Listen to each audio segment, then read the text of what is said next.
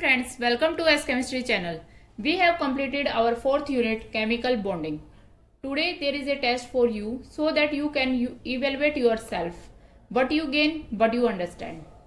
The question number 1 is, why does helium at He2 helium molecule not exist? ठीक है, ये आपका है 1 मार्क्स का क्वेश्चन है. Why are dipole moment of CO2, BF3, CCl4, PF5, SF6 are 0? ठीक है, ये भी आपका 1 मार्क्स का क्वेश्चन है. What is the total number of electron in NO3 negative? इस मॉलिक्यूल में आपको कितने इलेक्ट्रॉन प्रेजेंट है वो बताने हैं. It is also 1 mark question. What is the hybrid state of central atom in the following? इनमें जो सेंट्रल एटम है कौन सा है भाई? जैसे कि NO3 नेगेटिव है, सेंट्रल एटम कौन सा होगा? नाइट्रोजन. इसकी हमें हाइब्रिडाइजेशन बतानी है कि किस हाइब्रिडाइजेशन स्टेट में ये एग्जिस्ट करता है. ऐसे ही BF4 में बताना है, IF5 में बताना है और CO2 में बताना है. ठीक है, it is also 1 marks question. ये 4 है आपके 1 मार्क्स क्वेश्चन है. Next question number 5. Compare the relative stability of the following species and indicate their magnetic properties. ये आपको स्पीसीज दे रखी है, जैसे कि O2 है, O2 पॉजिटिव है, O2 नेगेटिव है, O2 2 नेगेटिव है. इन स्पीसीज के आपने क्या बताना है? स्टेबिलिटी का ऑर्डर बताना है. ठीक है, कंपेयर करनी किसकी स्टेबिलिटी ज्यादा है, किसकी कम है, और फिर उसका मैग्नेटिक प्रॉपर्टीज भी बतानी है कि ये पैरामैग्नेटिक है, डायामैग्नेटिक है, इस टाइप से. ठीक है, ये आपका 2 मार्क्स का क्वेश्चन है. क्लियर. नेक्स्ट है, which out of ammonia and NF3, यानी कि जो है NH3 और NF3 has higher dipole moment and why. इनमें से किसका डाइपोल मोमेंट ज्यादा है और क्यों है वो भी आपको बताना है. ठीक है, तो ये थे क्वेश्चन नंबर 6. ये भी आपका 2 मार्क्स का क्वेश्चन है. ठीक है, क्वेश्चन नंबर 7 है, on the basis of VSEPR theory predict the shape of the following molecules and ions. PS3, NH3, NH2 negative, H3O positive. इनकी आपने वेस्पर थ्योरी के बेस पे क्या बतानी है? शेप बतानी है. ठीक है, it is 2 marks question. Next question number 8. Give electron dot structure for carbon suboxide C3O2. इसका इलेक्ट्रॉन डॉट स्ट्रक्चर बनाना है और इसका स्ट्रक्चर फॉर्मूला भी आपको लिखना है. It is also 2 marks question.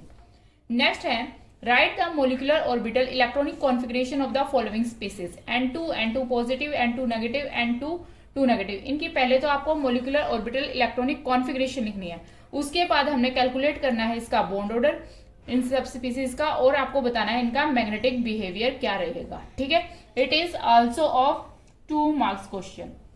Next question number 10.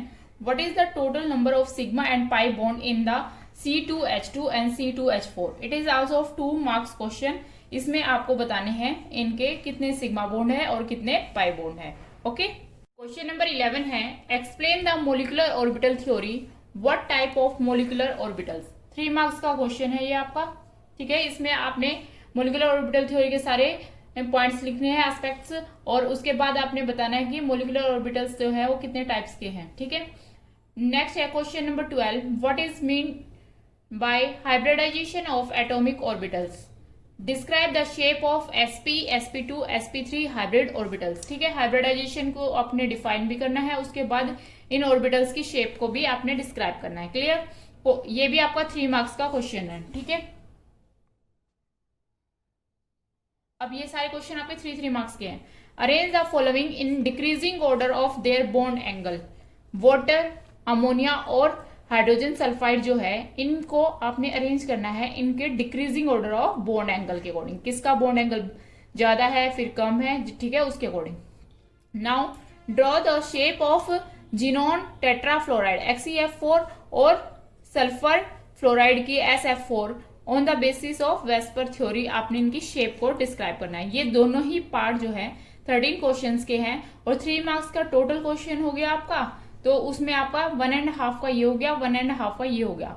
अब देखो 1.5 में इसमें 3 पार्ट्स हैं. ठीक है, तो हाफ मार्क्स की हर एक का जो है आप क्या निकालेंगे? बॉन्ड एंगल निकालेंगे. ठीक है, What is meant by hydrogen bond. Explain giving example. Hydrogen bond को एक्सप्लेन करना है एग्जाम्पल देकर. ठीक है, टाइप्स बताने हैं उसके कि कितने टाइप्स के होते हैं. ठीक है, नेक्स्ट है question number 15. Give the reason. इसके 2 पार्ट हैं आपके. देखो फर्स्ट पार्ट में आपने बताना है कि कोवलेंट बॉन्ड जो है वो डायरेक्शनल बॉन्ड होते हैं और आयनिक बॉन्ड जो है वो नॉन डायरेक्शनल होते हैं। इसका रीजन देना है। सेकंड है वाटर मॉलिक्यूल का जो स्ट्रक्चर है वो तो बैंड स्ट्रक्चर होता है, और कार्बन डाइऑक्साइड जो है वो लीनियर स्ट्रक्चर होता है। तो ये जैसे कि वाटर है H2O है, और ये आपका CO2 है, ये बैंड है और ये लीनियर है। ठीक है, तो इसको एक्सप्लेन करना है, इसकी शेप बना के दिखा देनी है हाइब्रिडाइजेशन निकाल के।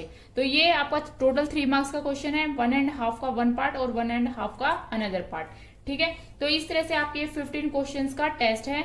आपको अच्छे से पहले अपनी रिवाइज करनी है यूनिट को, और अपने ईमानदारी के साथ फिर आपको इसको अटेम्प्ट करना है, और फिर हम इसको इवेलुएट करेंगे कि आपके कितने मार्क्स आए हैं। ठीक है, तो इसी के साथ आज के लिए बस इतना ही। इसी तरह आप पढ़ते रहें और मुस्कुराते रहें। जय हिंद।